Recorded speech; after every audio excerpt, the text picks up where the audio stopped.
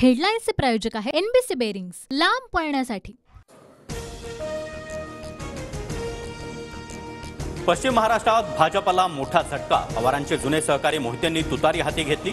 धैर्यशील मोहितेंचा शरद पवार गटात प्रवेश। 16 तारखेला धैर्यशील मोहिते उमेदवारी अर्ज दाखल करणार। अकलूजच्या सभेमध्ये विजयसिंह मोहिते, नारायण पाटलांचा प्रवेश। निंबाळकरांचे बंधू देखील अजित पवारांची साथ सोडत पवारांकडे परतण्याची चिन्ह। भाजपचा जाहीरनामा नरेंद्र मोदी यांच्याकडून प्रसिद्ध। देशहितासाठी समान नागरी कायदा आवश्यक। वन नेशन वन इलेक्शनसह अनेक मुद्द्यांचा भाजपच्या जाहीरनाम्यात समावेश। 17 वर्षांवरील वृद्धांसह तृतीयपंथीयांचा देखील आयुष्मान योजनेमध्ये समावेश।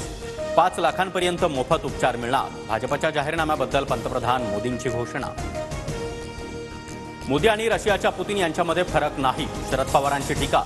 भाजपनं 400 ऐवजी 543चा आकडा सांगणं जास्त योग्य। 400 पारच्या नाऱ्यावरही पवारांचा टोला। ठाकरेंची शिवसेना पुत्रमोहाने तर पवारांची राष्ट्रवादी पुत्री मोहानं फुटली। भंडाऱ्यामधील सभेमधून अमित शहांचा ठाकरे आणि पवारांवर हल्लाबोल। नाशिकमध्ये भुजबळांच्या नावासाठी भाजपचा आग्रही। प्रफुल्ल पटेल यांचं मोठं वक्तव्य। तर साताऱ्यामध्ये उदयनराजे घड्याळावर लढण्यास आमचा होकार असल्याची देखील पटेलांची माहिती। माळशिरसचे भाजप नेते उत्तम जानकर अमित शहांची भेट घेणार। उद्या सकाळी 10 वाजता उत्तम जानकरांची फडणवीसांसोबत बैठक। तर दुपारनंतर उत्तम जानकर दिल्लीला रवाना होणार। शिंदेंची शिवसेना नाशिकच्या जागेवर अडून बसली। जागा आम्हीच लढवणार, दादा भुसे यांचं वक्तव्य। तर तिकिटासाठी हेमंत गोडसेंचा मुख्यमंत्री शिंदेंच्या गाडीतून प्रवास। किरण सामंत नागपुरात देवेंद्र फडणवीसांच्या भेटीला। रत्नागिरी सिंधुदुर्ग लोकसभेसाठी किरण सामंत आग्रही। पक्षश्रेष्ठींचा निर्णय घेईल, मान्य असेल, सामंत यांची प्रतिक्रिया। संभाजीनगरची उमेदवारी आजच जाहीर करा, शिंदेंकडे आग्रह करणार। शिंदे गटाचे आमदार संजय शिरसाट यांची प्रतिक्रिया। विशाल पाटील 16 एप्रिलला काँग्रेसकडून उमेदवारी मिळण्याची प्रतीक्षा करणार। काँग्रेसकडून उमेदवारी मिळाली नाही तर अपक्ष उमेदवारी अर्ज भरणार। विशाल पाटील लोकसभा निवडणूक लढवण्यावर ठाम। नाशिक लोकसभेची जागा आम्हालाच मिळणार, दादा भुसे यांच्याकडून विश्वास व्यक्त। तर अधिकृत घोषणा होईपर्यंत प्रत्येक पक्षाला जागा मागण्याचा अधिकार, भुजबळांची प्रतिक्रिया। नारायण राणे यांच्याकडून 4 उमेदवारी अर्जांची खरेदी। उमेदवारी जाहीर नसताना राणे यांच्याकडून प्रचार सुरू। रत्नागिरी सिंधुदुर्गसाठी शिंदे गटाचे किरण सामंत देखील इच्छुक।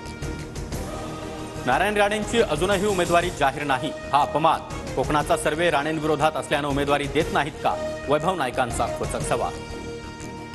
ठाकरेंनी केलेल्या टीकेमुळे मला चीड, शब्दामध्ये उत्तर देऊन चालणार नाही, तसा आवाज काढावा लागेल। ठाकरेंच्या भाजपवरील टीकेवर बोलताना राणे संतापले। मुख्यमंत्री शिंदे आणि राजेंद्र पाटील यड्रावकर यांच्यामध्ये मध्यरात्री भेट। धैर्यशील माने देखील उपस्थित। प्रकाश आवाडे यांना थांबवण्याची यड्रावकर यांच्याकडे जबाबदारी। आवाडे हातकणंगलेमधून अपक्ष लढण्यावर ठाम।